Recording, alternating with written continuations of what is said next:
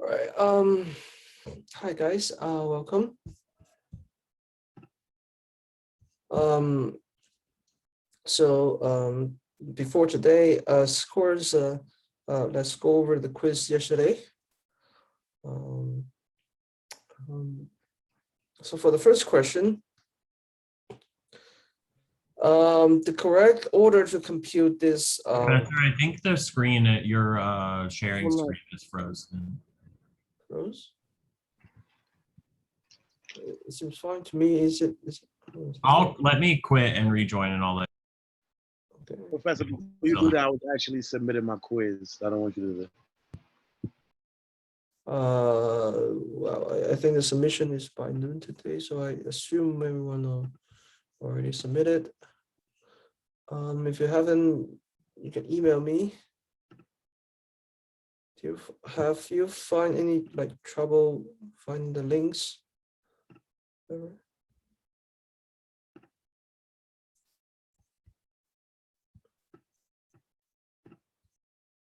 I mean, the link is still there. You can still submit it. So, I'll be going over this today. The correct way to wait. By the way, the screen is okay, right? Okay. So the correct order of No, it just says has started screen sharing with nothing there. oh, okay. Give me 1 second. Okay.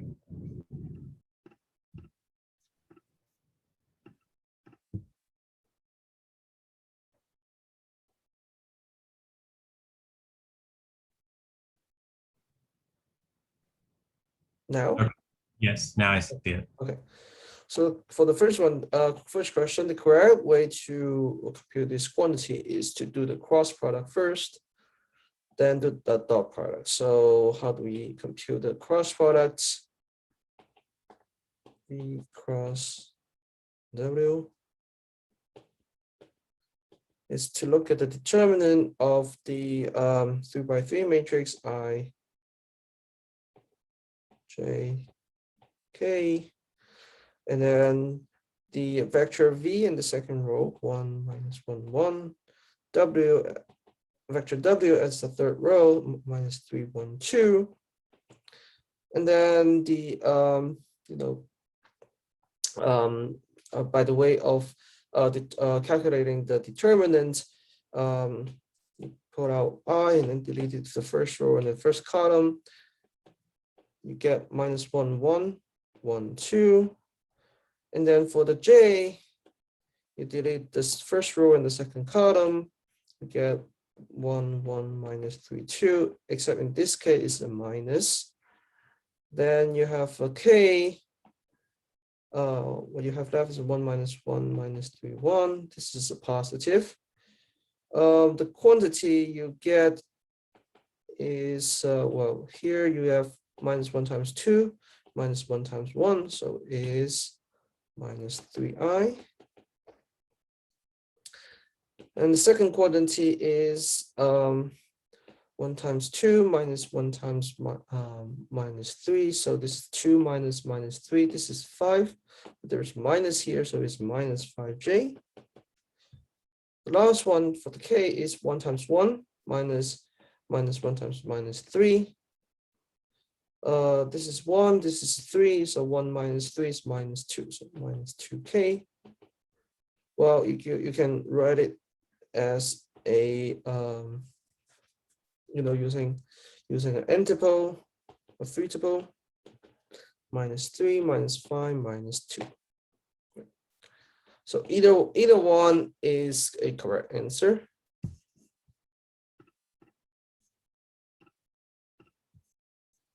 All right. Any questions so far? Professor, someone's in the waiting room. Yeah, I saw that. Yeah. Okay. Thank you. Thanks. Okay. So, all right. So for the second question, oops. We want to compute the orthogonal projection of U onto V. So this is U onto V. Wait, are we done with the first question? aren't we supposed to do the dot product? Oh, with- oh, yes, yes, yes, sorry, yes. Yeah, the next step is to, thank you. So do the dot product. So now we put u 2 minus 1, 0, 2 minus 1, 0, and then you dot it with this new vector. Right? So remember, the way to do dot product is to do the product of each coordinate. So 2 times minus 3, minus 1 times minus 5, 0 times minus 2. So you get minus 6 plus 5 plus 0. This is minus 1. Okay. Any questions so far? I missed the negative sign on the one, but it's all right. I got it though. Where is the minus sign?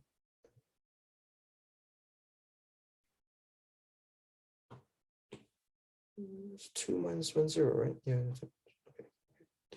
So for the next one, we want to do the orthogonal projection of u onto v.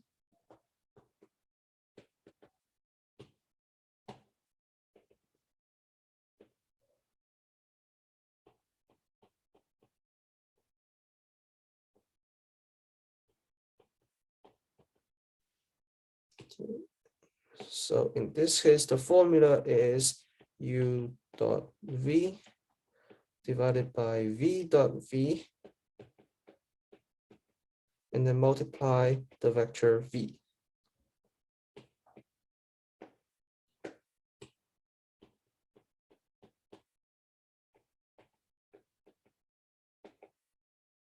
What is u dot v? This is minus 2 minus 1, 0. V is 1 minus 1, 1. So 2 minus 1, 0 dotted with 1 minus 1, 1 divided by 1 minus 1, 1 dotted with 1 minus 1, 1. Okay. Times vector v. So the numerator is 2 plus 1 plus 0. Right? Okay, so it's 2 times 1 plus minus 1 times minus 1 plus 0 times 1. So, and then the bottom is 1 plus 1 plus 1. This is 1 times 1 minus 1 times minus 1, 1 plus 1. Okay. And then the v is 1 minus 1, 1. So the scalar you computed, this fraction should be 3 over 3, which is just 1. So 1, it's 1, 1. So it turns out the correct picture is the scalar, I mean the orthogonal projection is exactly the vector v. So they form a right triangle already.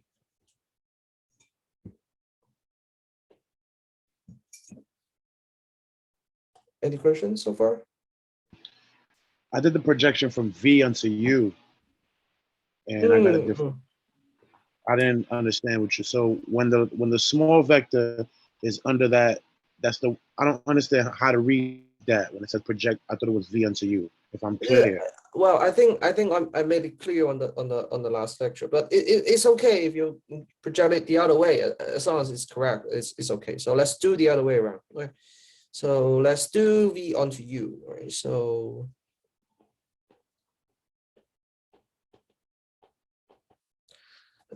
let's do V to U. So now the projection of V onto U is, I think if your screen is frozen. again? Oh, yes, yes, okay, thank you.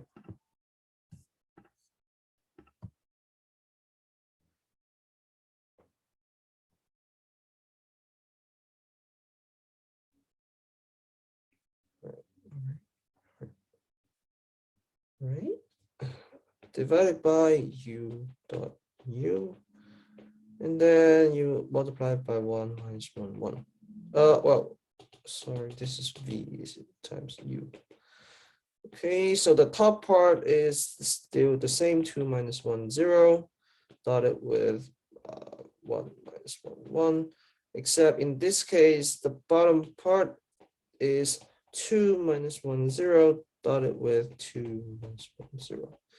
And then you multiply this scalar by this vector U.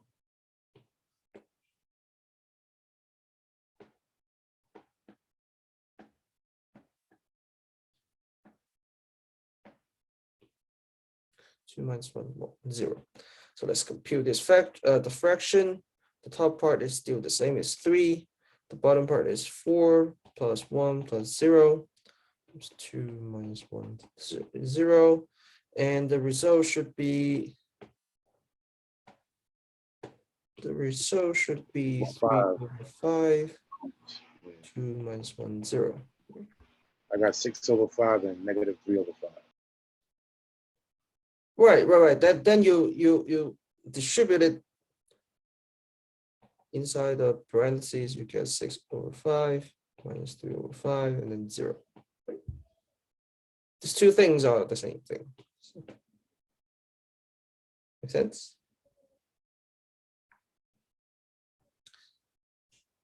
Okay.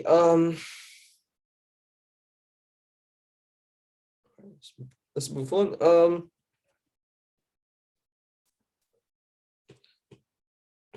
So for the third question, you want to have the plane that contains 2 minus 1, 0, 1 minus 1, 1, and what is the third point? Minus 3, 1, 2. Okay, minus 3, 1, 2.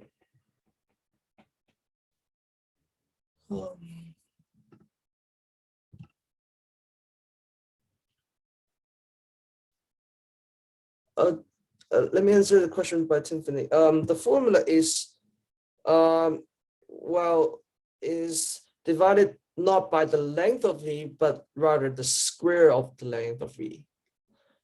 And when you think about it, the square of the length of V,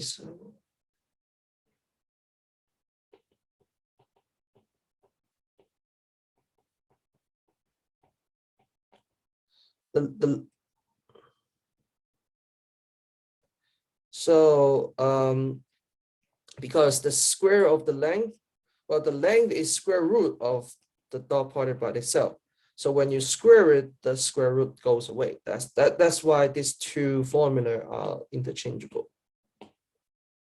Okay, but you can use either way, but the square is there.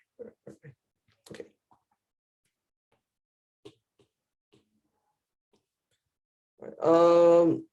So in order to calculate this plane, let's see. Suppose these are 3 points, right?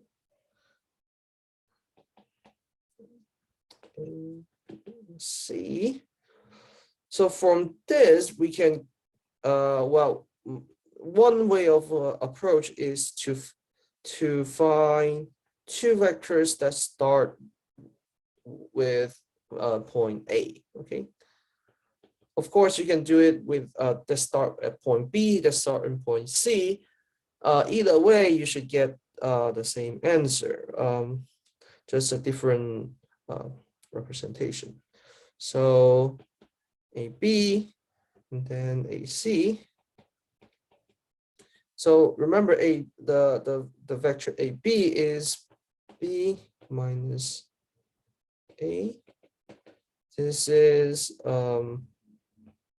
minus 1, 0, 1. This is C minus A. This is minus 5, 2, 2. Okay. After you find these 2 vectors, you can find a orthogonal vector on these 2 vectors by computing the cross product. Remember, cross product, the geometric interpretation is that it is orthogonal to both vectors. So next we compute their cross products.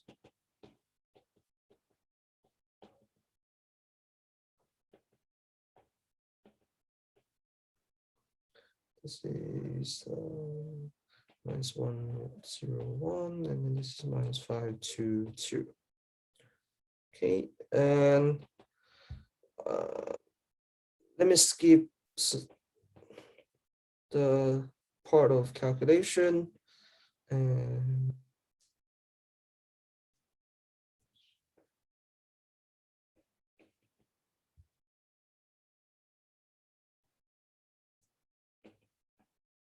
okay. So this is the cross products. So this is a picture should be like this. Okay, so see, this is a orthogonal vectors. Okay, and then any vector, any points on this plane, right?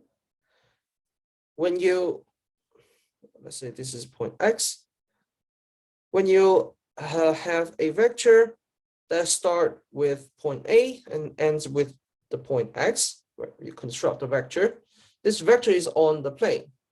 So by the definition, right, this orthogonal vector must be perpendicular to this vector AX. So for X, Y, Z in the plane,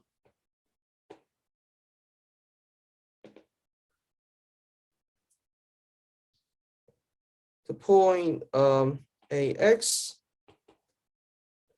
the vector AX, which is X minus 2, Y plus 1, and then Z must be perpendicular to the vector. Let's put the cross product as the normal vector. So it must be perpendicular to n. So remember what is the definition? How can we represent perpendicular vectors using dot product? Right, perpendicular means dot product 0.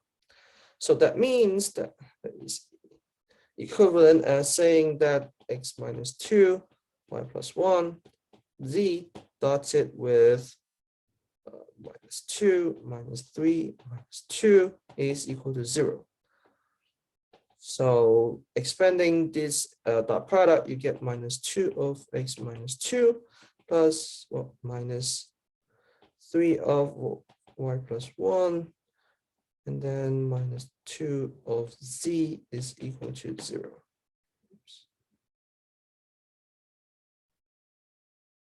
Oops. Okay. One similar answer is to use the opposite direction of the normal vector. Basically, you get rid of the minus sign. It's 2, 3, 2. Okay.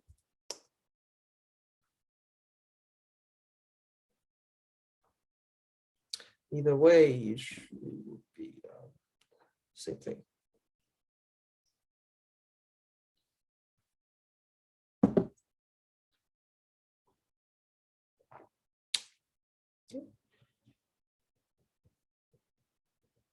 Any questions so far?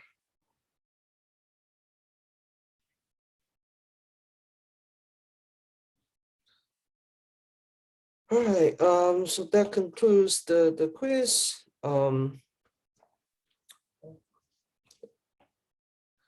So for today, the main topic we're going to talk about is continuity. Well, it should be limits, then continuity.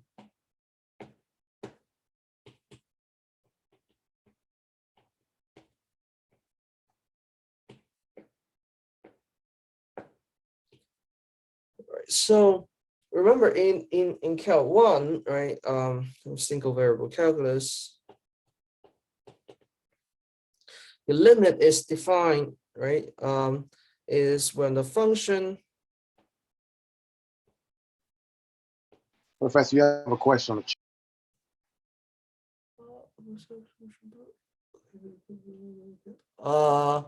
Well, the recording for yesterday I already uploaded to YouTube, but I forgot to share the link. I already posted the link on Blackboard, so you can see that. So for today, this the same thing. Upload it and then I post the link. So back to here, the limit is defined as, well, let's say, the limit when it approach to x0 is when your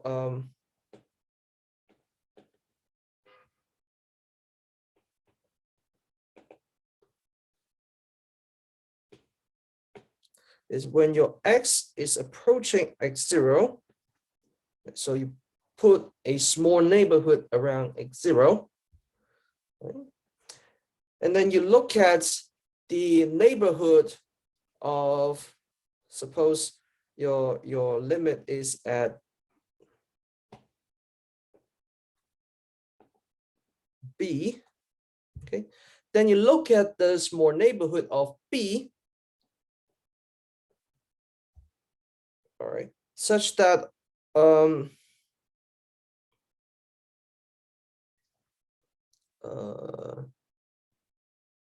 such that all of the x neighborhood maps into this b neighborhood.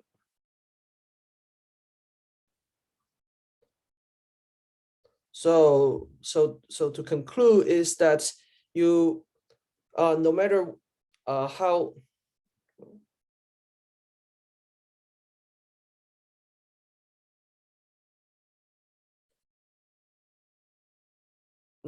small this neighborhood b is, right, you can always find a small neighborhood of x such that this whole red neighborhood, right, when it get mapped by f, is always inside this blue neighborhood.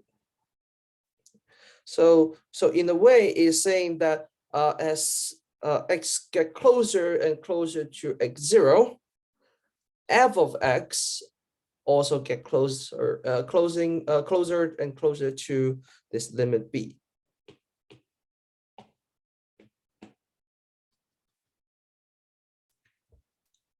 So that's how we define the limit in Cal 1. When you expand this concept of limits into multivariable calculus, one of the problem you would encounter is how do we have an analogous idea from the closed neighborhood like this, right, into n-dimensional Euclidean spaces. How do we define such neighborhood in Rn?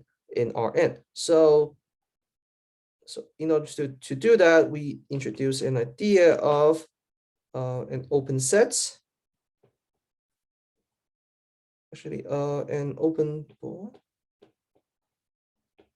in Rn is the set. Well, in this case, you have to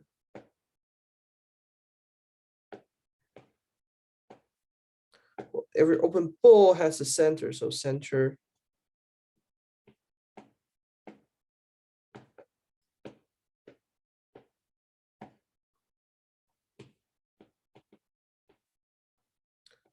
at a point x in Rn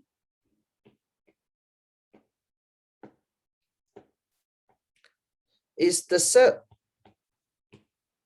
of points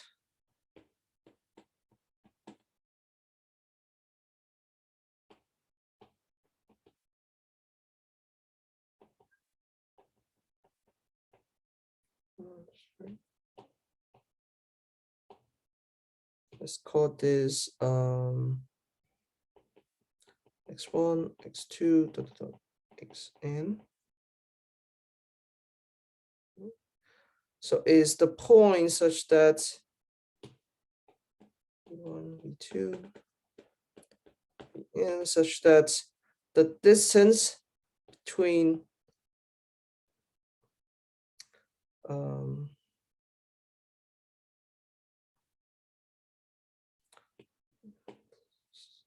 there's another way.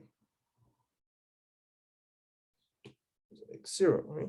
So it's point of the point in Rn such that the distance between x and x naught is less than a given radius r,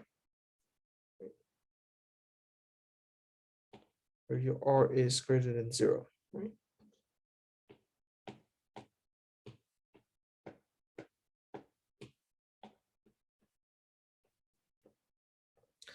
So an open ball, imagine, well, so for example, in R2, let's say this is the point x naught. Right? Well, an open ball would look like a circle without a boundary.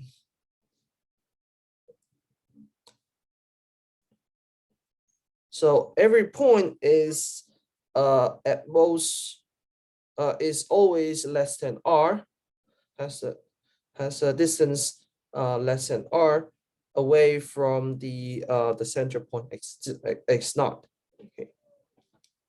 So in R3, the open ball would look like an open sphere, such that the points is the radius is r. So every point is less than r away because we remove the boundary, remove the sphere of the point of this ball, so that the point inside is always less than r. Okay.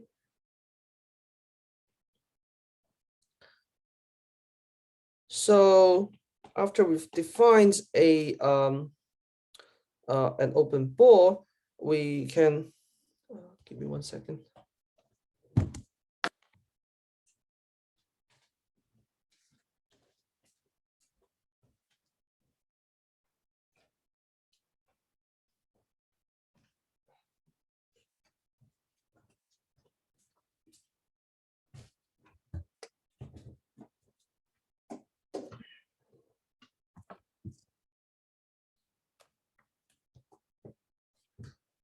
So we define an open neighborhood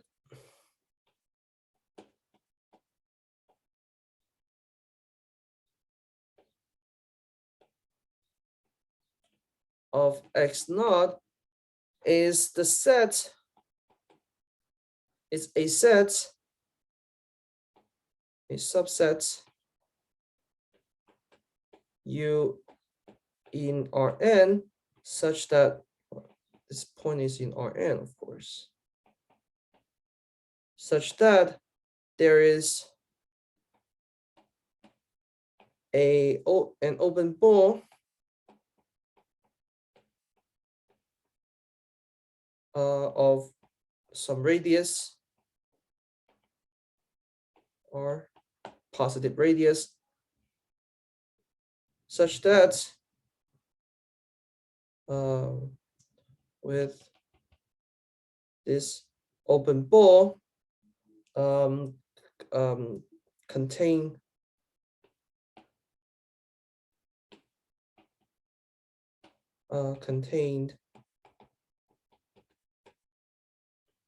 in U.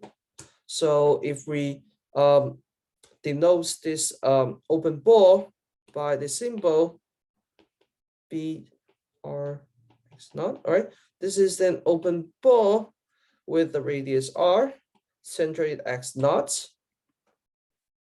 So that means you can find an open ball with the radius R, centered at X0, such that this ball is completely contained inside the subset U.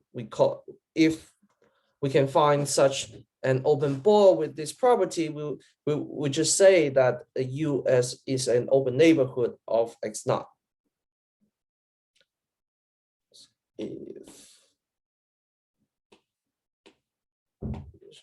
If so, the picture you have is that, well, for an hold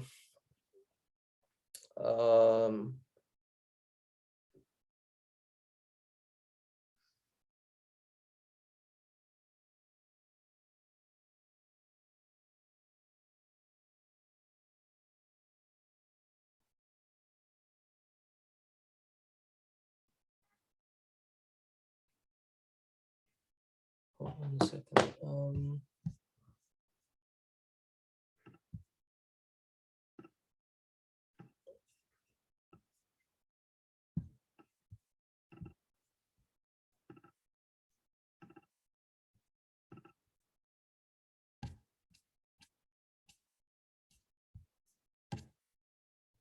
Does it make sense?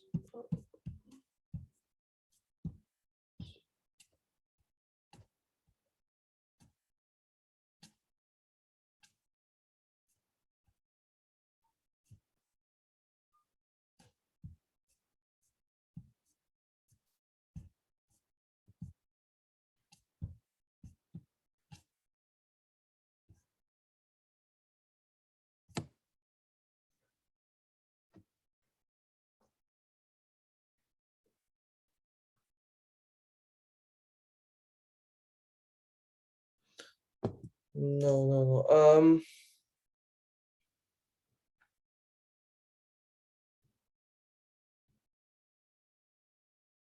Scratch that. This is wrong.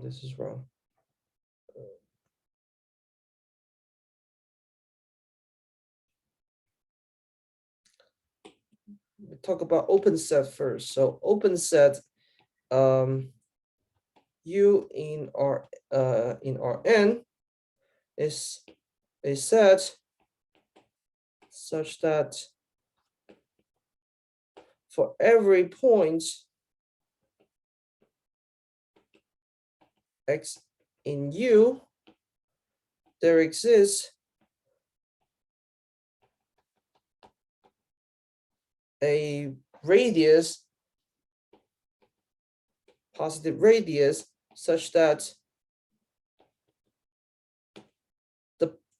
the open ball with this radius centered at X is a subset of U, so it contains this open ball. And remember the difference between this and the one I talked about before is that this one has you have to find an open ball for each point inside this open sets, right? Otherwise, it won't be an open set. So one example is to look at such that let's say you have a set look like this. All right. So notice I removed all the boundaries, so it's all dotted line on the boundary. So let's say for every point here, okay, let's say the closest distance from this point to the boundary is here. Let's say this is the closest point. So when you draw a circle around this point, this circle must be completely contained in here except on the boundary. Except on the boundary. So when we remove the boundary of this circle,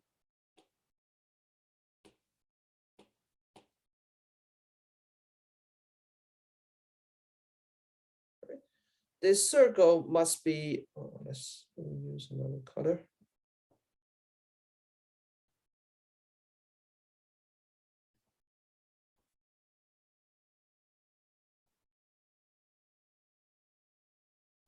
This circle must be completely contained in this set. In fact, we can do this for all, we can mimic this process for every point, right? For a point, you find the closest distance from the boundary, and then you draw a circle. Then you remove the circle boundary of this circle. The result of the sets, right, must be completely contained inside these sets. So if fulfill the criteria we set up before, that's why this is a open set in R2. So this set U is a subset.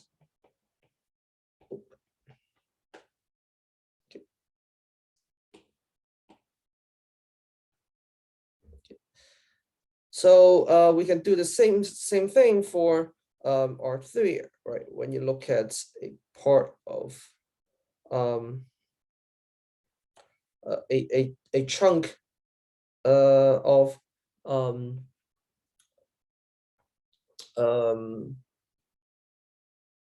let's say a chunk of points, a cluster of points in R3, and then we remove the boundary. So all the boundary are removed.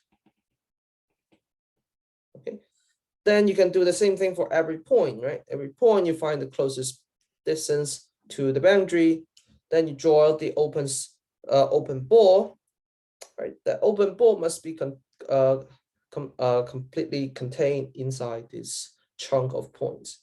So this is also an open set.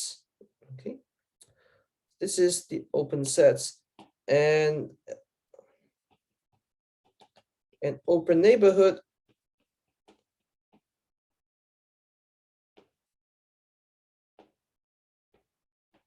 of X naught in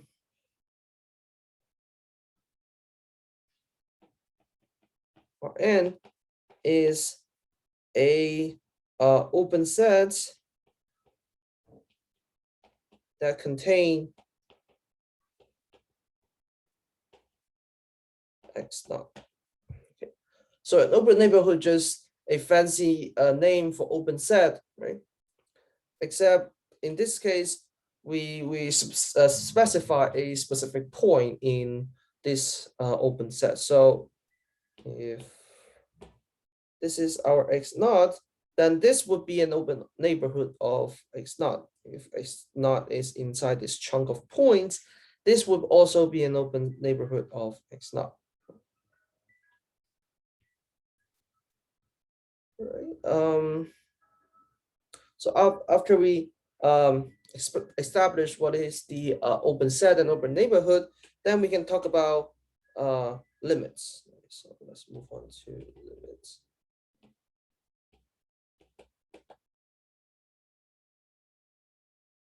So our ultimate goal is to compute or have a way of defining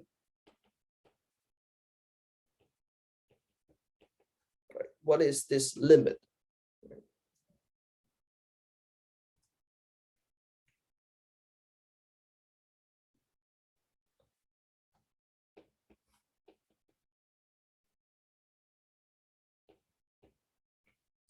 Let's say f is an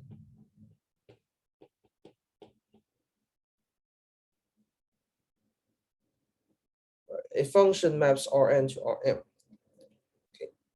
So similar to Cal1, right? We want to the idea is to say that as x get closer to X naught, this limit, let's say this limit is y in Rm, right?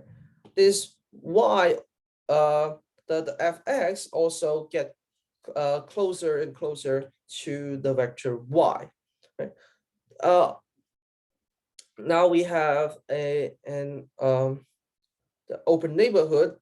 Then we can well, open neighborhood tells you that because every point in this open neighborhood, open neighborhood is open set, right? Every point must have a the radius that contains it, right?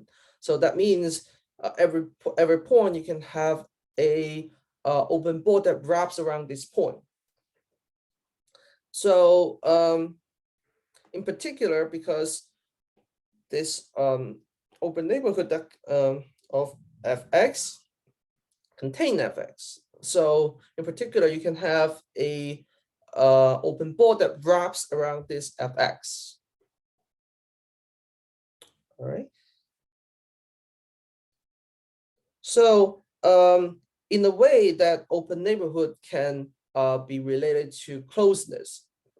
So if you shrink this the radius of this open sets, right? We make this open set smaller and smaller, which means that we just shrink the wrapping the radius of this wrapping open board. So the radius of the open board that wraps around this x or fx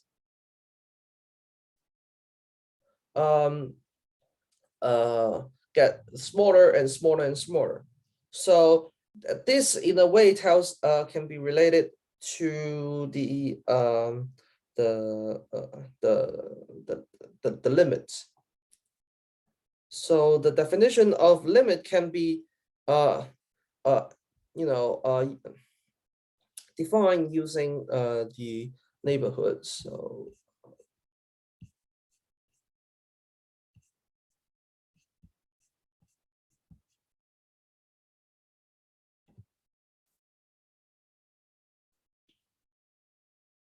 is that when given a neighborhood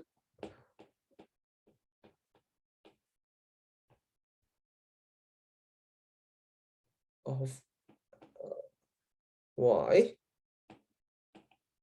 let's say we call this neighborhood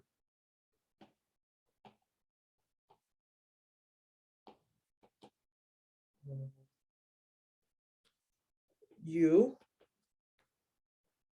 okay, there exists a neighborhood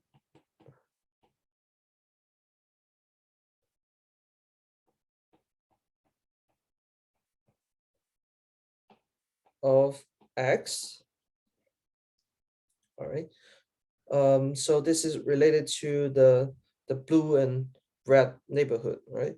So we are given a blue neighborhood first, right? So for every for every given blue neighborhood, you can always find a red neighborhood such that the maps is contained inside this blue neighborhood. So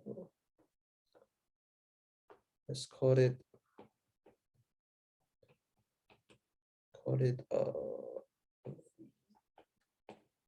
such that for every x in V, fx is in U.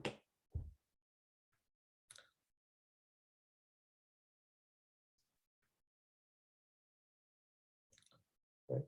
So back to our cat one is that this is our neighborhood of B. So let's call this U. The red neighborhood, let's call this V. Right? So we're given this open neighborhood of U. Right? And then for every open neighborhood, we can always find such V such that it maps the open neighborhood V inside the U. So in this case, we can always find, well, no matter how small we put the neighborhood is, you can always do that. Also, no matter how big you put the neighborhood is, you can always do that as well. Actually, it's easier to do that in a bigger neighborhood. So it gets smaller and smaller and smaller, the neighborhood of X can still work. Let me show you another example that is discontinuous, right? So let's say this is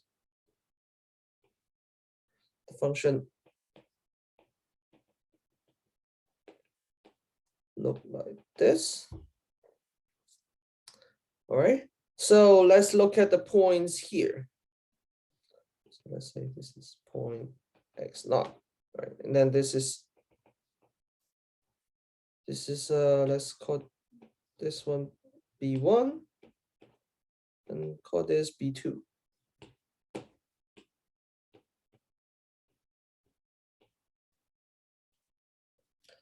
All right, so let's see why this function is not continuous in X naught, right? Suppose the limit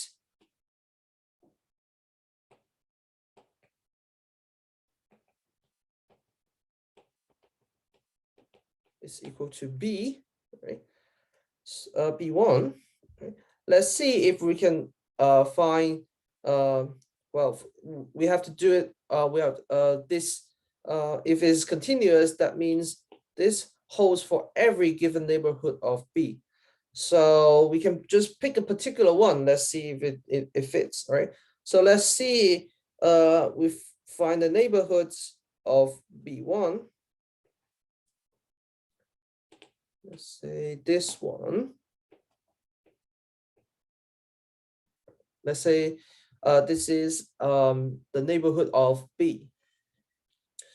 So now our goal is to find whether or not you can find a neighborhood of X naught, right, such that this function f maps every point in this neighborhood of X. All of them are inside this blue neighborhood. So let's see. Well, however, for every neighborhood of X naughts,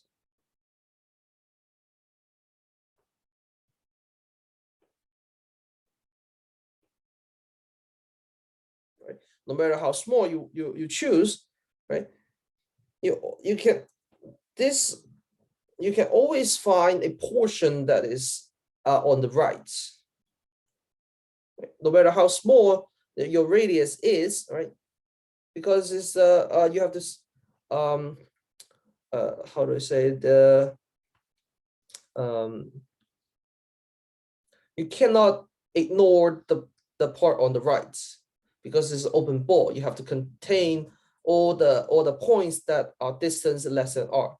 So the point on the left are all or less than r. But on the right are also less than r. So you have to include the point on the right-hand side as well. But as soon as you include the point on the right-hand side, what does it map to? It maps to this part of the function.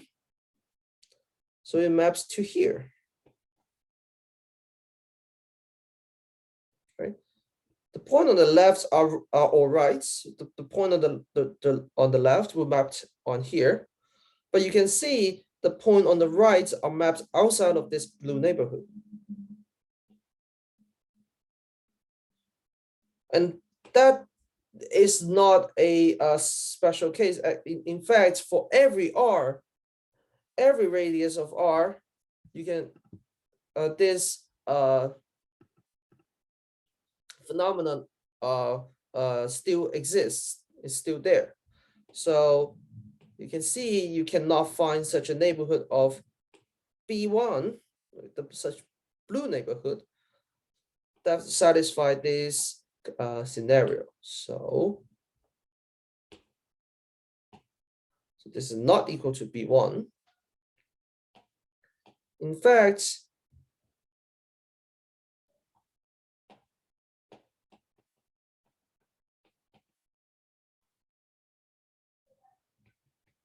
it's also not equal to B2 using the similar arguments. Okay. And how about other points? Well, if you do other points, it does not even make any sense because, well, if if it's outside of the B1 and B2, right, let's say you put it here. Maybe this is our potential B. Let's say this is our potential B. This is far away from the B1. So if I pick the blue neighborhood here, that it does not contain B1, that means you're missing the point around on the left, right? If your point is outside, is not near B2, then you can find another neighborhood of B such that it missed the point on the right. Right? If it's, well, in this case here, you missed the point both on the left and on the right. So for every neighborhood of X naught, this is the red part, this is the left part, this is the red part. None of them is in the blue neighborhood, right? So in fact, this limit doesn't exist.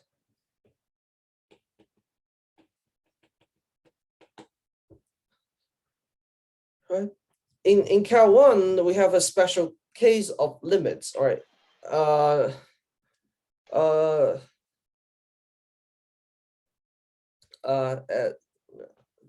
instead of when X is approaching X naught in all directions, we can approach a single point in one specific direction. So let's say we approach this and from the right, then you only consider the part, well, when you pick the neighborhoods of X naught, you only consider the part on the right. So if that is the case, then this exists and this would be equal to B2. And then you can approach it from the left. This would be B1. And you can see these two limits are not the same. However, for multivariable calculus, when we expand it to R2, you can see why, when you limit a direction doesn't really work, because let's say in R2, there are infinite many directions that approach a single point. So let's say this is the point X naught in R2.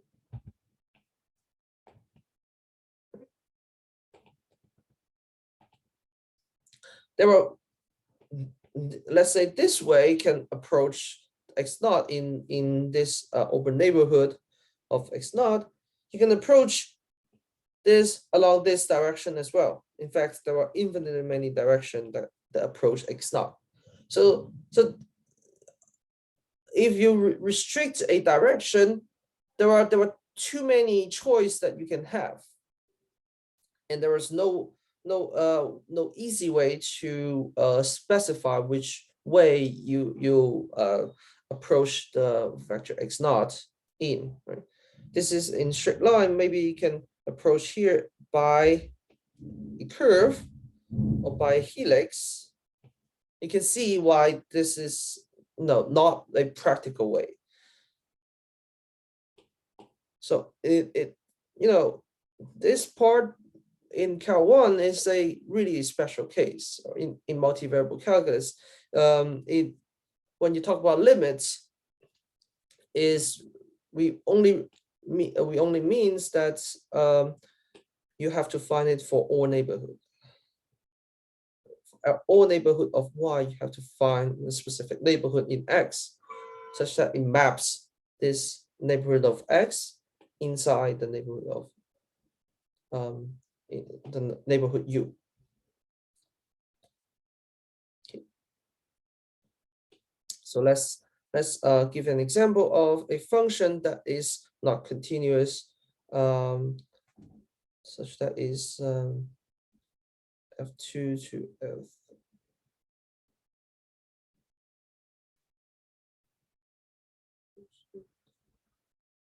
Where's the picture? Where is the picture?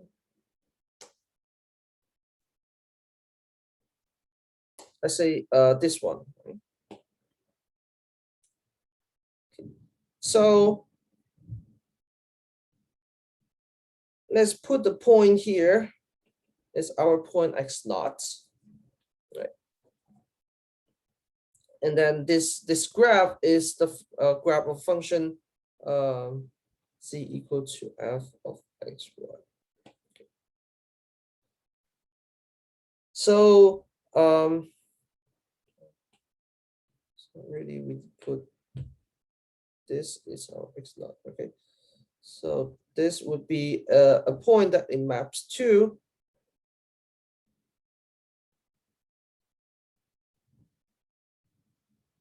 okay.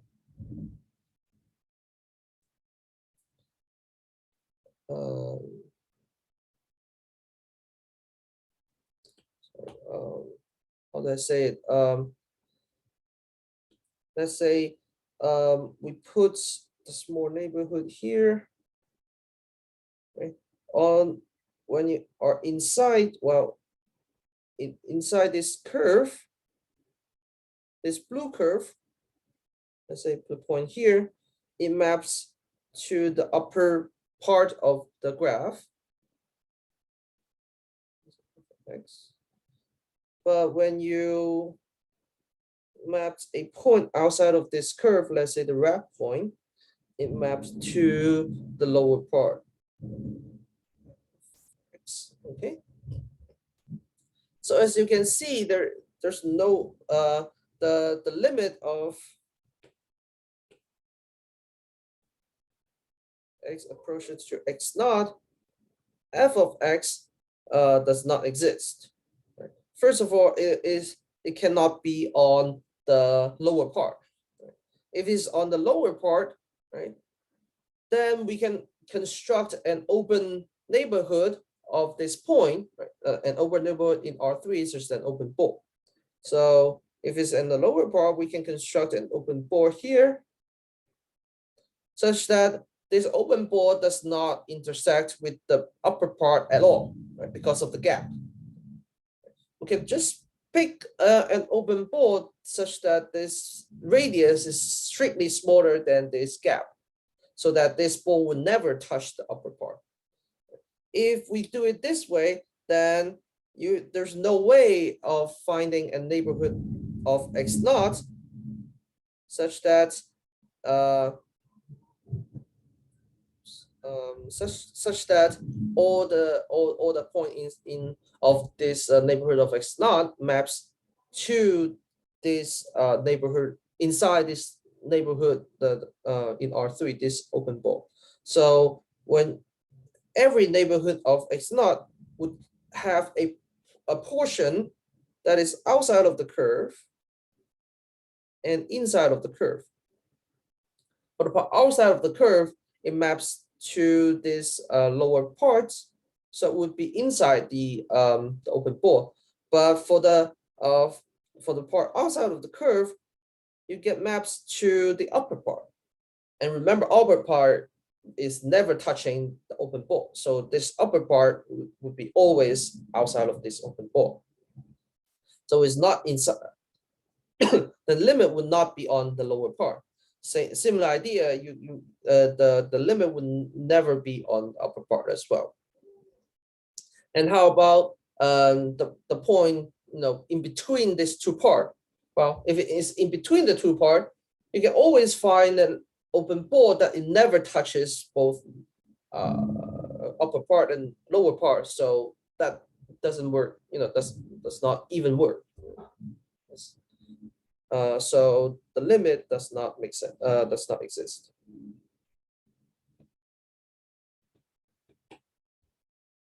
All right. And then, in fact, every point in this blue curve would be a point such that the limit does not exist. Similar idea as before. The limit cannot be on the lower part, cannot be on the upper part, cannot be outside of these two parts. So the limits on this blue curve does not exist. However, if you get out of this blue curve, let's say you put a point here, right?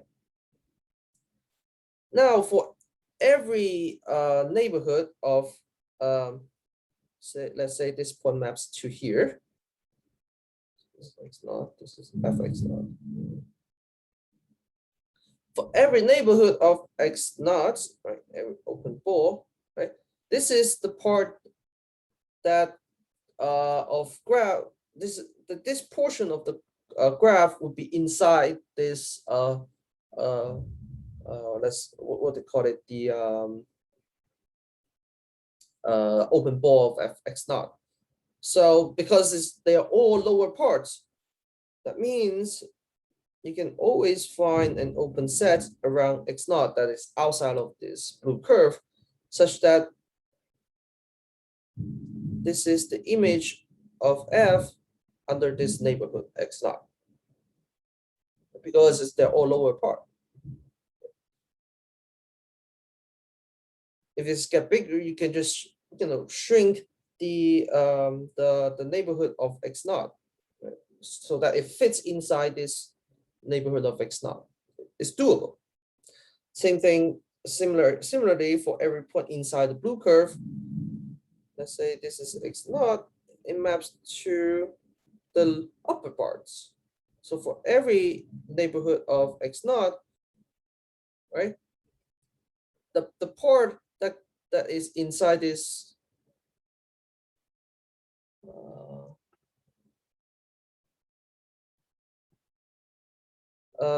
neighborhood, they're all upper parts. So you can always find a neighborhood around x naught such that they all maps to this portion of the upper part, which are inside the open ball.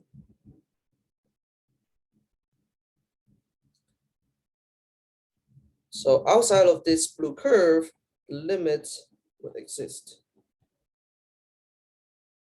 In fact, would be equals to f of x naught.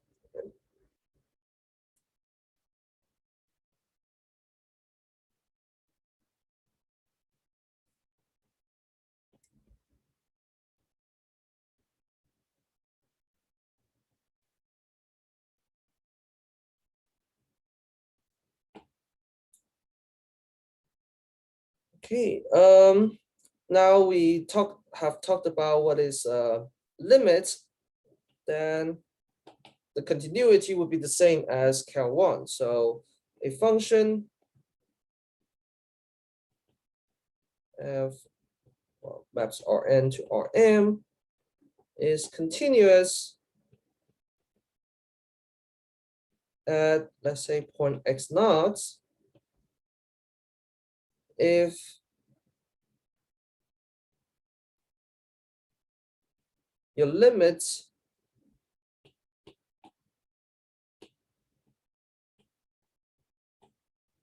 of fx as approach to x naught is equals to f of x naught. So the limits is agree with the actual value of f.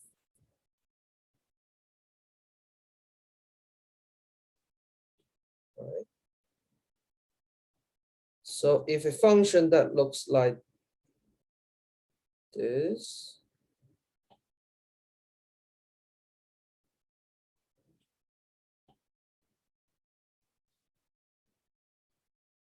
it has to jump at a certain point here. So this is y equal to fx. Right? This point is part of the graph. So at x naught, this dotted point is the limit.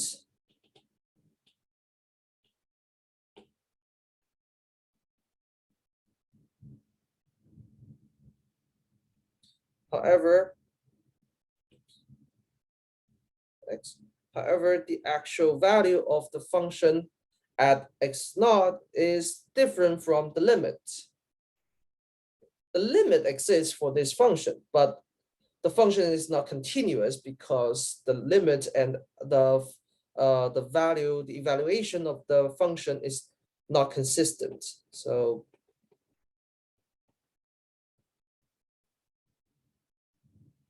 let's say this is equal to b1, this is equal to b2, right?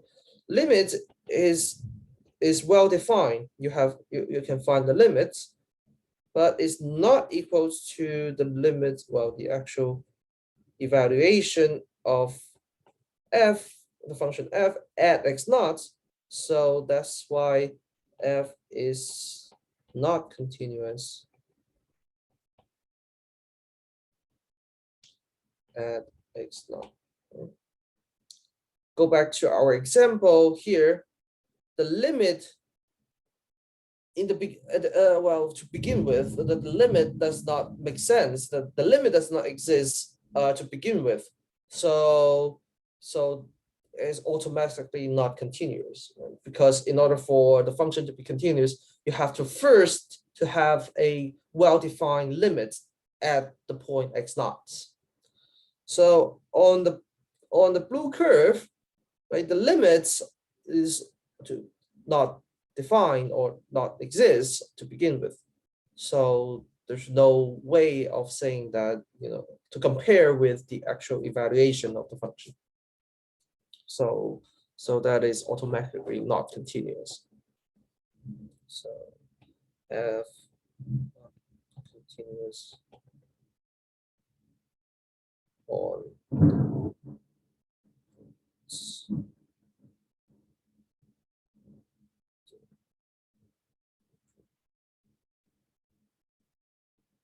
sense?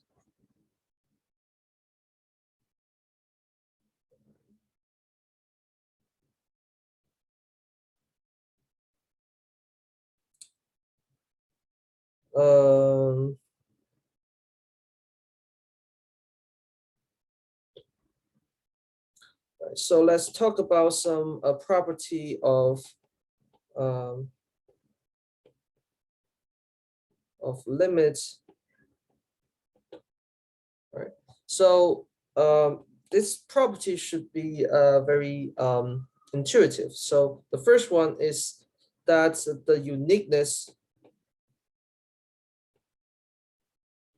of limits. Okay. So if your function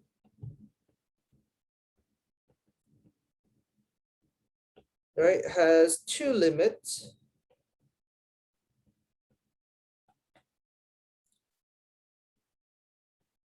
then these 2 points B1 and B2 must be equal.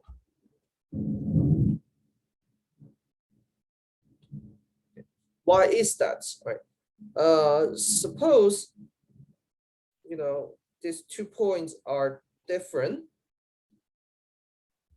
There are 2 different points in the function. Let's say f maps Rn to Rm to be general. So these 2 points of limit are different points in Rm. Right.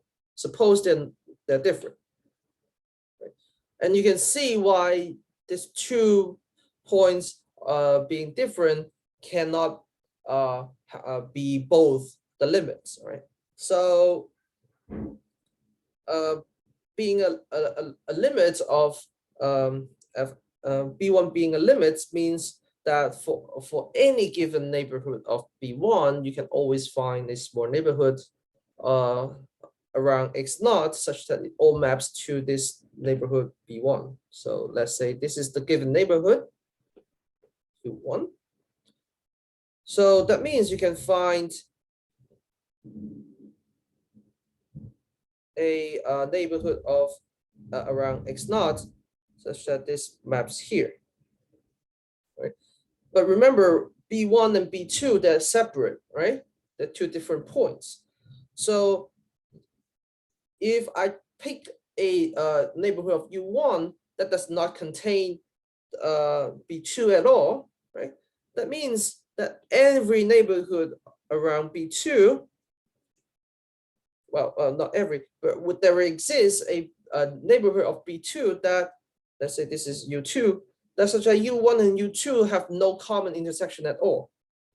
So U1, U2 is empty. There's no intersection in between. So you find the dilemma, right? For every neighborhood of X, right? If it maps inside U1, that means this has no point in U2 at all. If the neighborhood of X1, right, maps inside U2, let's put in a different color, that this neighborhood must be not intersecting U1 at all, right? So you cannot have a neighborhood that is inside both of this neighborhood U1 and U2. So this is a contradiction because we say B1 is a limit and B2 is a limit. But in this case, B1 is not the limit and B2 is not the limit. So you can see why this doesn't scenario is never happening. So if B1 is not equal to B2, we reach a contradiction. So therefore, B1 must be equal to B2.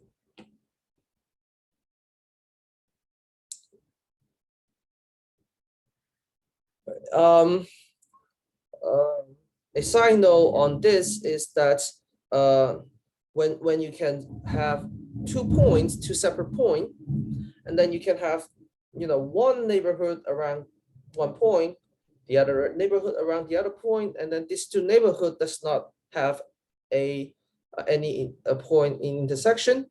The intersection is empty. We call this space Hausdorff. So in the Hausdorff topological spaces, the limits are always unique. So this is a sign of when if you're interested in topology,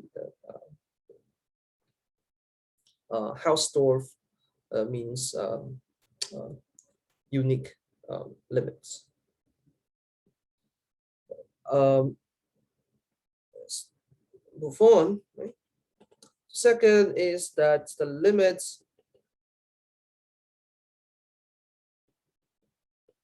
is linear. Okay, and the limits of Gx is B2, then F plus G of X, right? Is another way of saying that Fx plus Gx is, well, no surprise, is B1 plus B2. Right. This should be very intuitive for you to see. So another one is that, so this is B, and A is a real value, and is any scalar. This is alpha. Then alpha F of X, which is another way of saying that alpha times F of X is the same as alpha times B.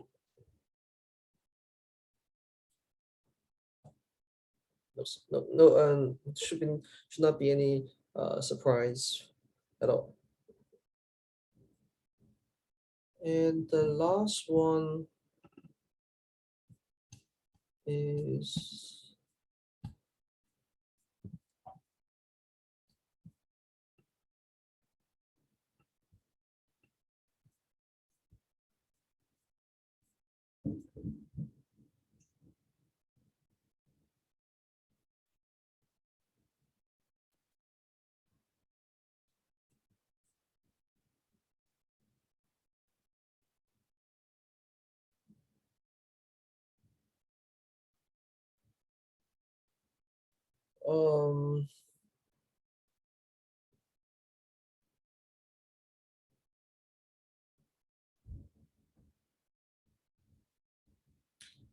Well, the next one is that, well, in this case, f of g all maps from Rn to R, they are real value functions, right?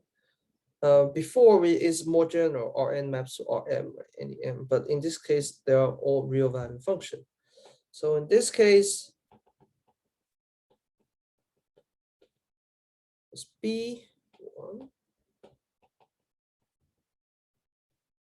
G of X, B2, then limit as f g of x, which is saying fx times g of x. This is b1 times b2. Okay. Next one is about, well, when you have products, is you can also have quotient.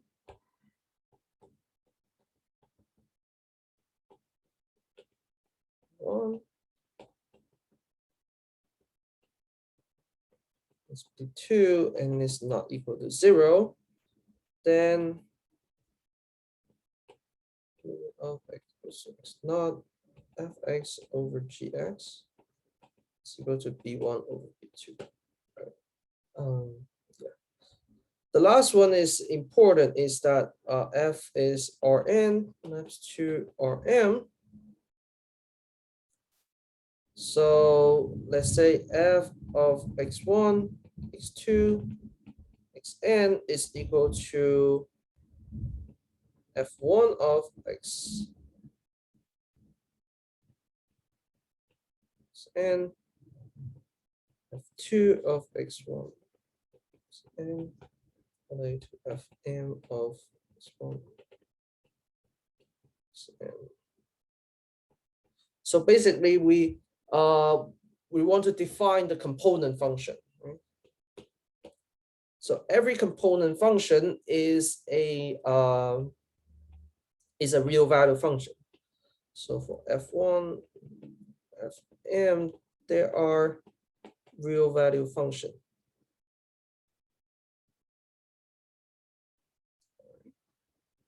Then the limit of fx exists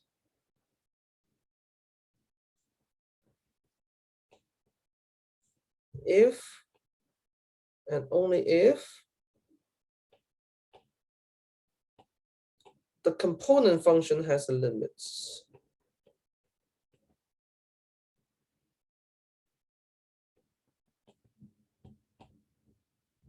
So y equals 1, 2, 3.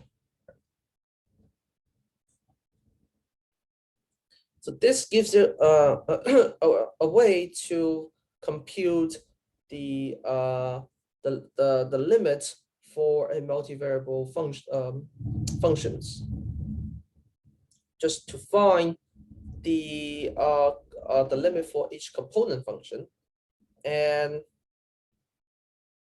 no surprise if this the component function gives bi, then the limits must be equal to b1, b2, bm.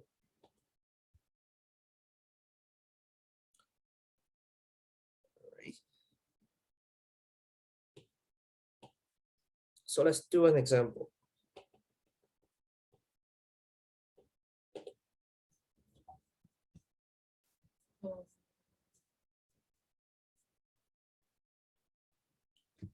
So let's see, f is R2 maps to R. This example is from the book. So xy maps to x squared plus y squared plus 2. Okay. So using the rule for addition,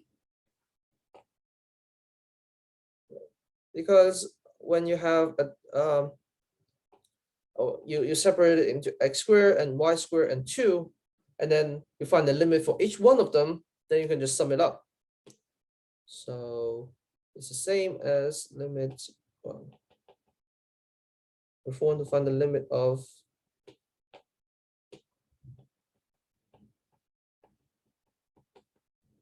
f of xy, it's the same as find the limit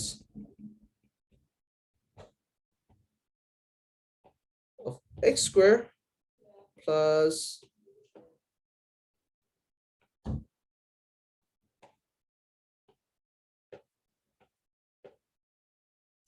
y squared and then plus 2.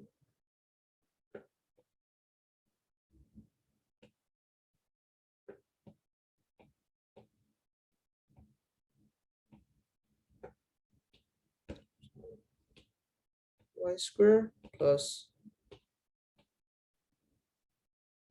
2.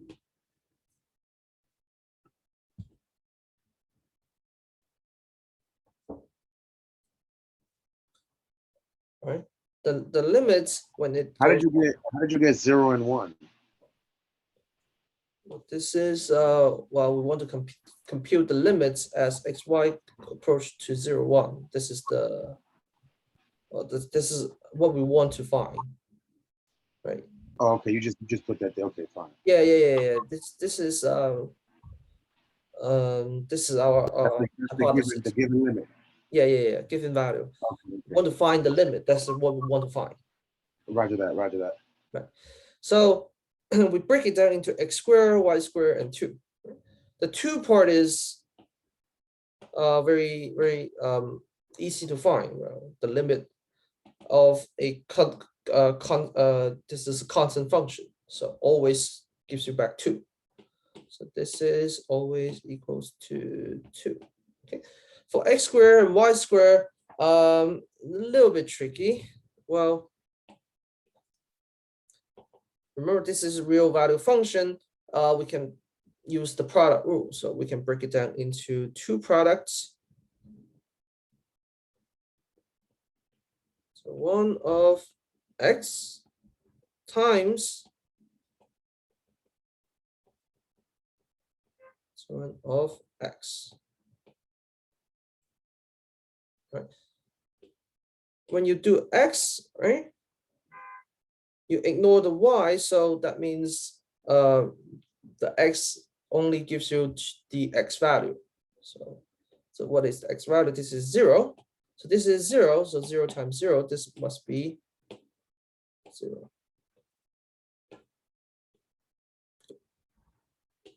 So you can do the same thing for y.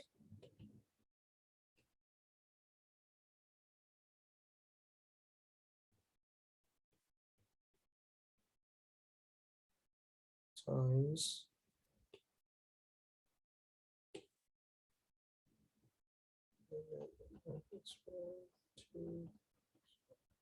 of y.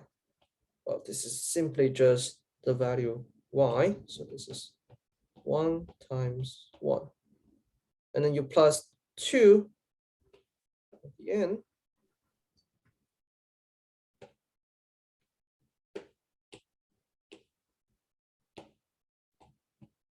So the result is 0 plus 1 plus 2. This is 3.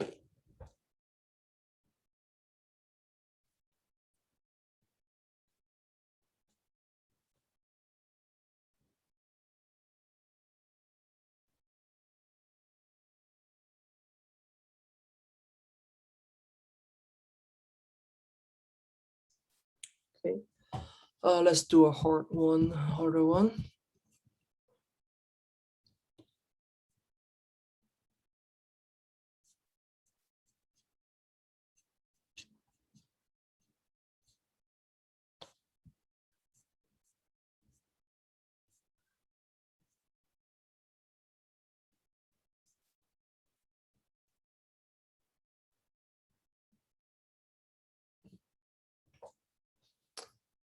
Um,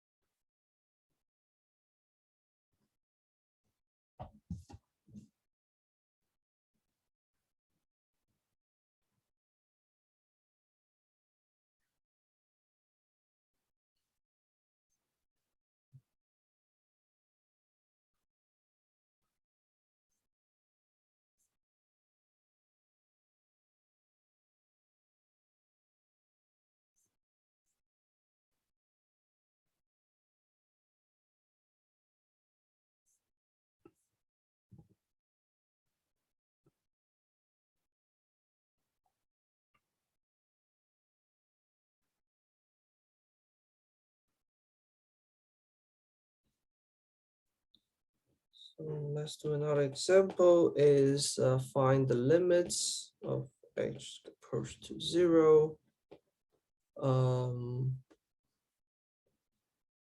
Single variable calculus.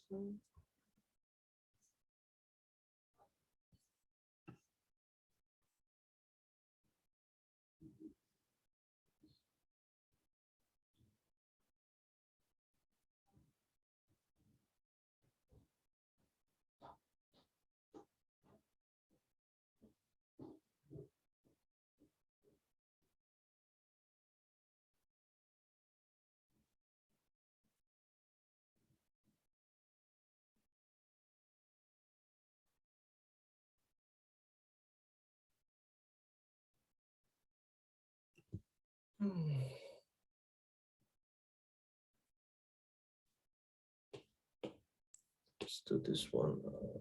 X, Y, push to 0, 0.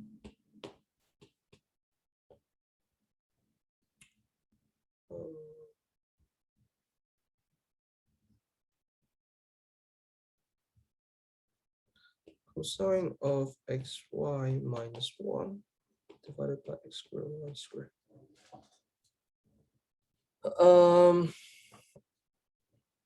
Well, in this case,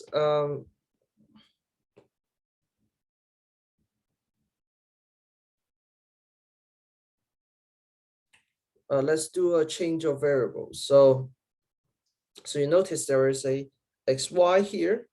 So let's replace xy by, let's say, h. So this is h is equals to xy. So the limit as xy approaching to 0, 0 is the same as saying that h is also approaching to 0. It's 1 divided by h squared.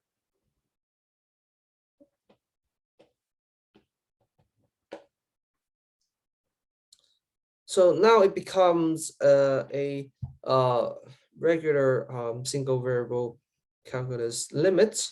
So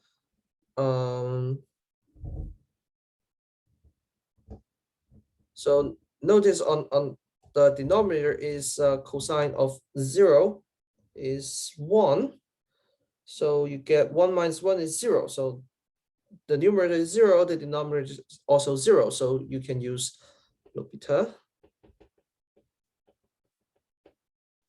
This is limits as h approaches to 0. You do find a derivative on both sides. So this is 2h. Professor, So you use h because both x and y equals 0, correct?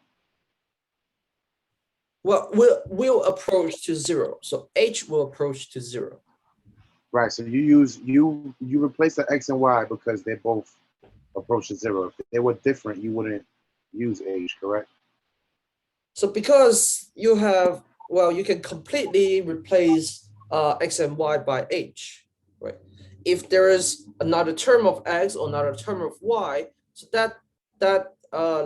you cannot use this method because after you replace the sum of xy by h, you still have some terms of x or y left.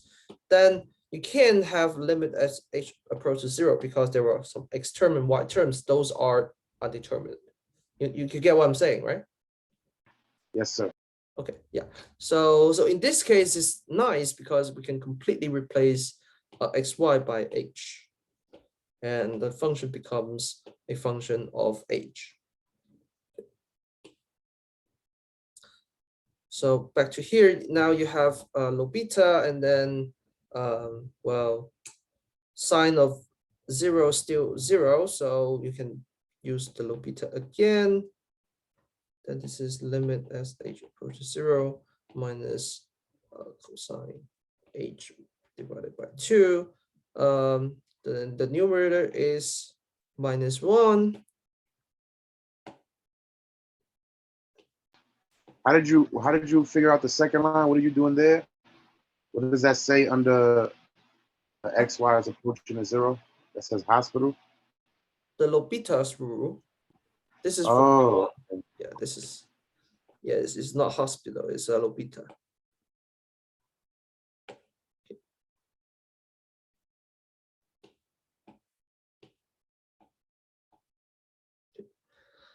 So by L'Hopital's rule, you can this limit is equals to limit here is equal to limit here, and using the L'Hopital again, you can do the limit here, and this limit is easy to find because you just plug in h equal to 0. This is -1. This is 2.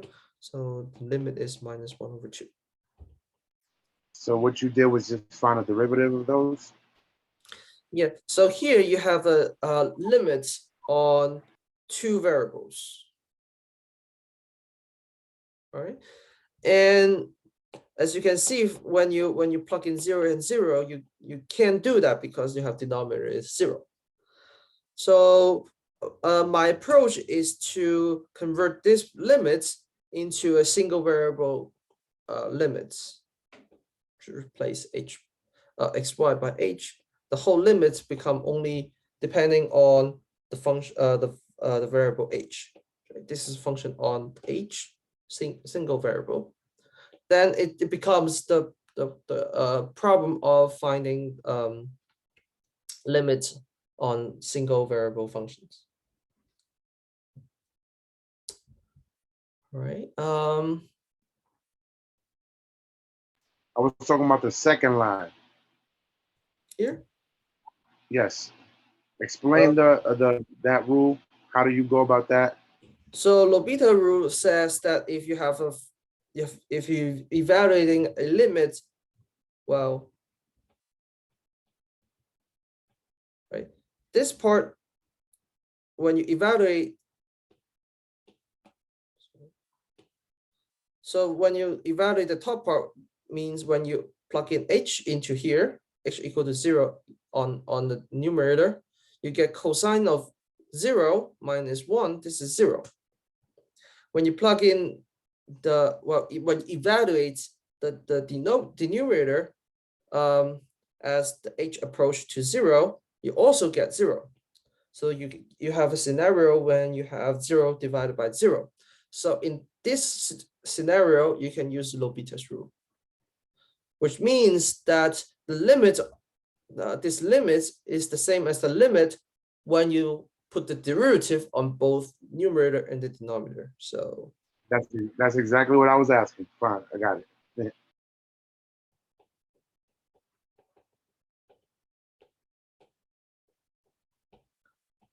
put the derivative of the derivative. Okay. So that's what the L'Hopital says. Okay.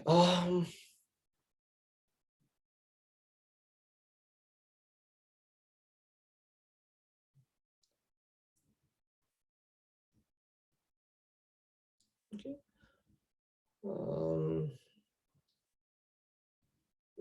So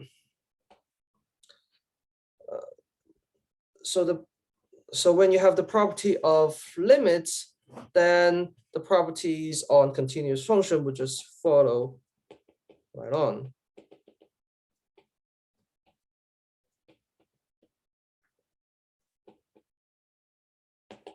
Right?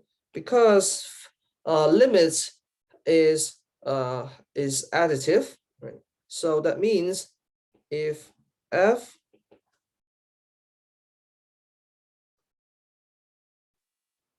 and g are continuous at x naught, then f plus g also continuous at x naught. Why? Because f is continuous. That means the limit of f is equals to f of x naught. G is continuous. That means the limit of g at x naught, g of x at x naught is equal to g of x naught. So when you add them up, the limit of f plus g is also f of x naught plus g of x naught. So that's why it's continuous. So if g is f is continuous, x naught, and alpha is a real scalar, then alpha f is continuous X naught. Okay.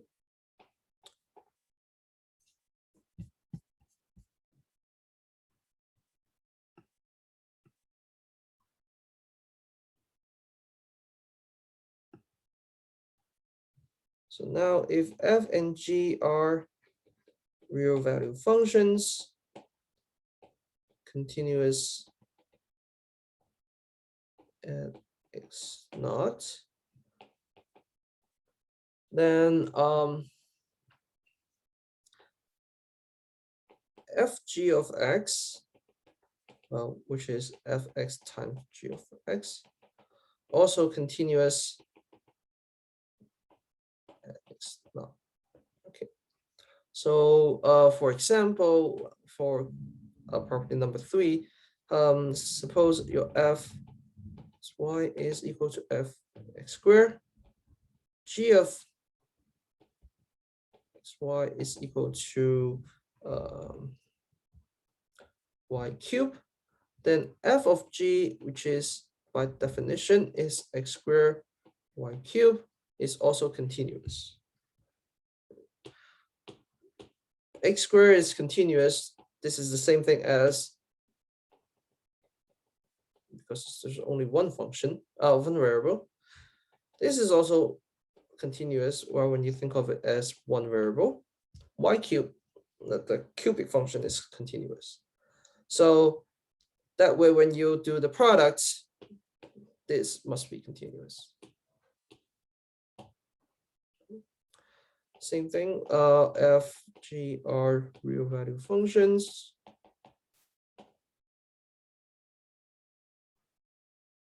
Continuous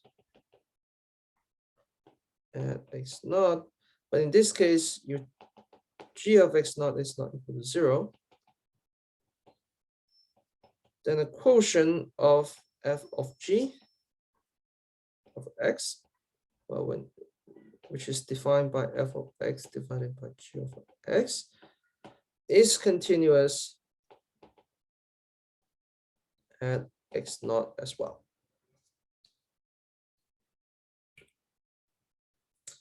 The last one follows from the part when you have, well, the limits of the function is consistent of the limits of each component function. So if f is Rn to Rm, such that f of x equals to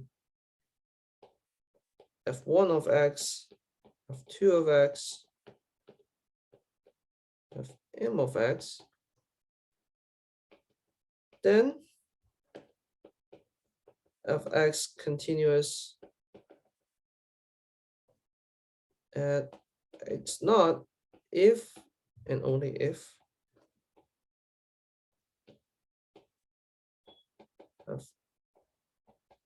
each component function is continuous.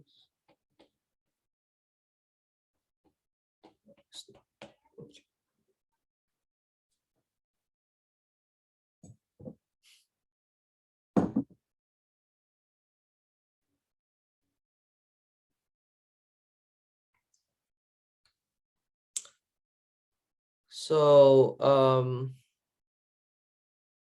for example, when you have f from R2 to R2, where it maps xy to x squared y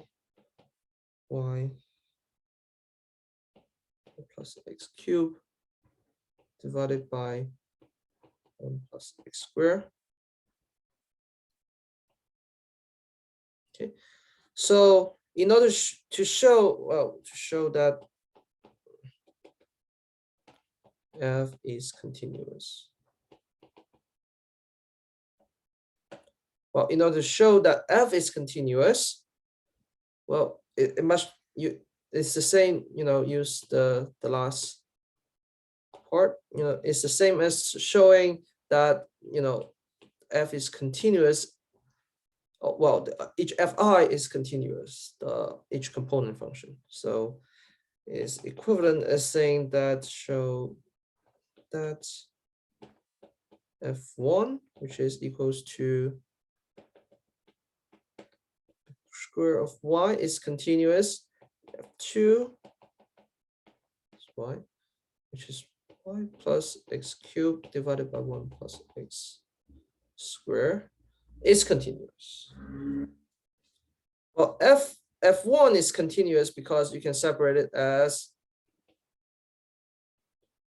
you know, I think you're frozen. I don't see you writing. give me 1 second.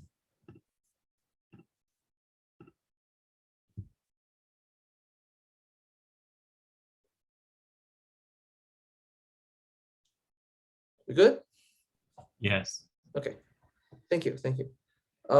So here we can decompose it into g1 of x y equals to x squared. G2 of xy is equal to y.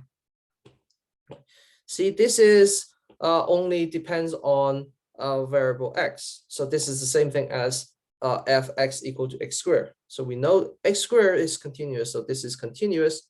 This is continuous, the product of two continuous function. Well, the product of two continuous real value function must be continuous. Right? This is property number 3. Okay. So this is continuous. So F2, we can do that for as a quotient of function h of h1 of xy equals to y plus x cubed divided by f of h of xy equals to 1 plus x squared. See, in order for this quotient to work out, we have to guarantee your function is not 0 at some point. Well, indeed, it's not 0 at any point because 1 plus x squared is always greater than or equal to 1. So that is not an issue. So hx of xy is never equal to 0 for all xy. So you have to make sure this doesn't happen. If it happens at some point, you cannot use this quotient rule, but you have to figure out something else. Okay, but in this case, you don't have to. Okay. So now this is a continuous function, right? You just do addition of y and x cubed. Y is continuous, x cubed is also continuous. Right. The same thing for h2. The constant function is continuous, x squared is also continuous. So this part is also continuous. So the conclusion is f2 is also continuous. Since each component function is continuous, then f of xy is equal to f1 of xy, f2 of xy must be continuous. Okay. So the last property I would touch is property number 6. I think it froze again. I think you're frozen. Yeah. Sorry. Thank you. Thank you.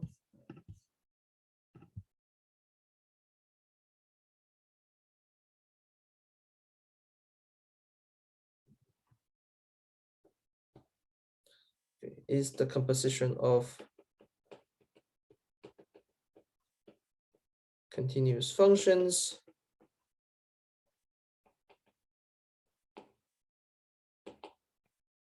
is continuous.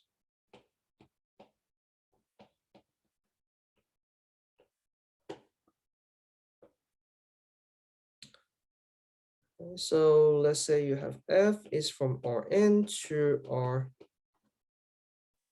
Rm, g is from Rm to Rl. Then f of g of x,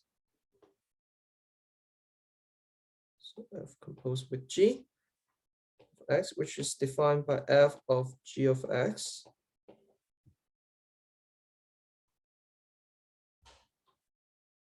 Sorry, the order is not good, so this has to be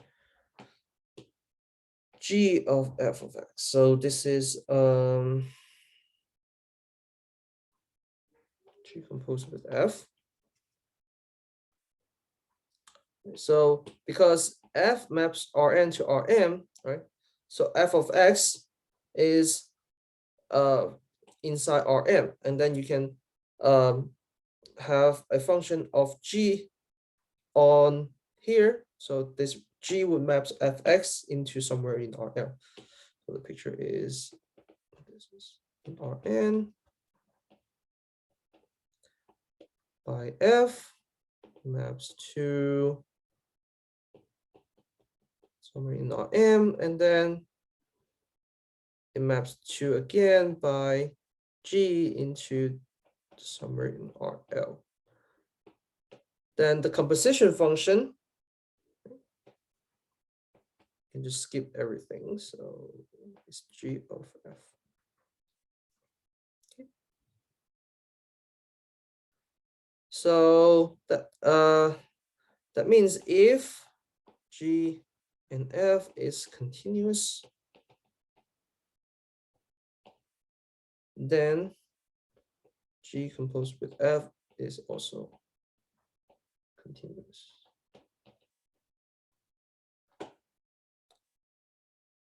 Right. Let's do an example.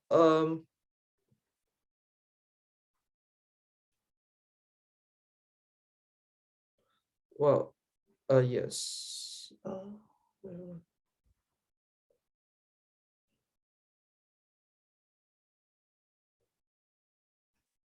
Yes, let's do the example when you have function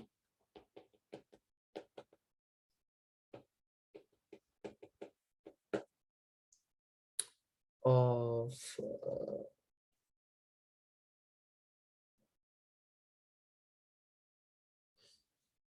x, y square, something like that. Okay, the composition function I would use is the change of coordinate function. So let's change it into polar coordinates. So x equals to r sine theta. Go to r. Oh, sorry. Cosine to r sine theta. So the composition function is g of xy equals to r cosine theta, r sine theta. This is, well, you have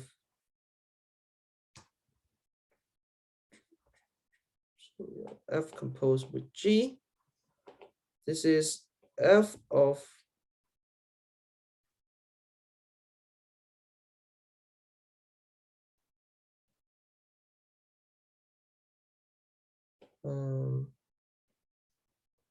r cosine theta, r sine theta.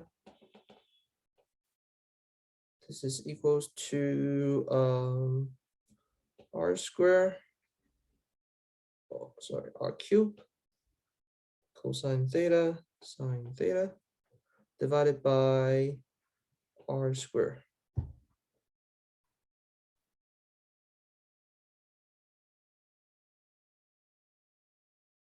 Okay.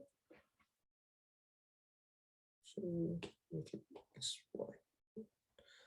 This is r square.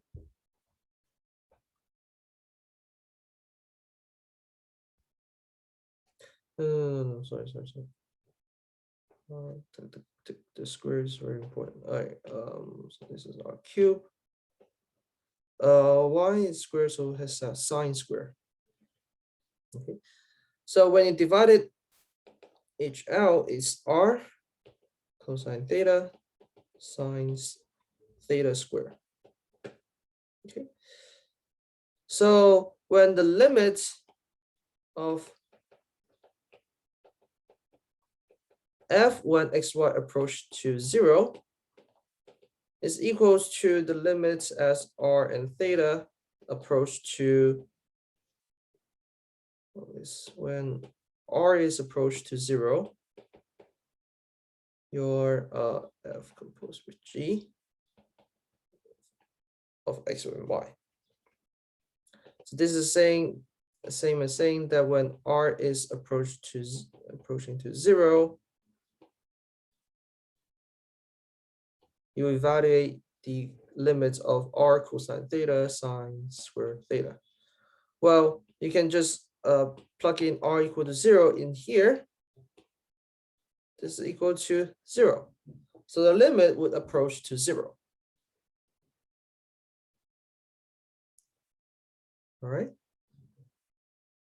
So if I change the definition of f by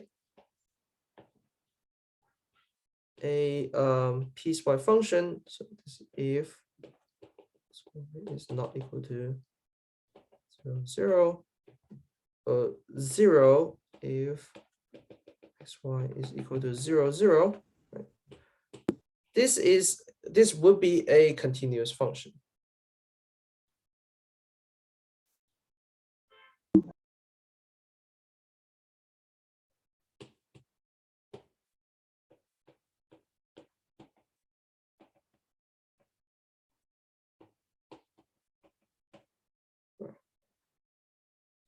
And every other points is also continuous. It's I just didn't write it down, but the important part is f would be continuous at 0.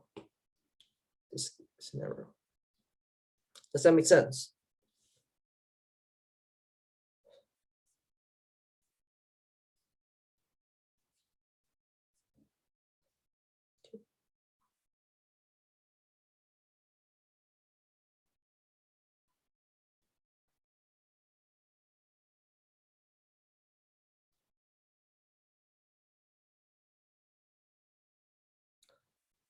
Okay, so that's everything I want to cover.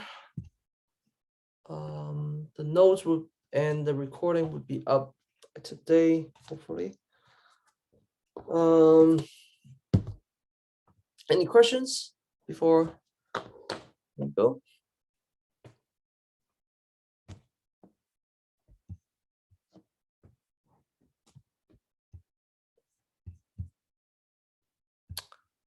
Okay, I guess I will see you guys tomorrow. All right, stay safe. Bye-bye. Thank you, Professor. Thank you. Thanks, Professor. Have a good day. Take care.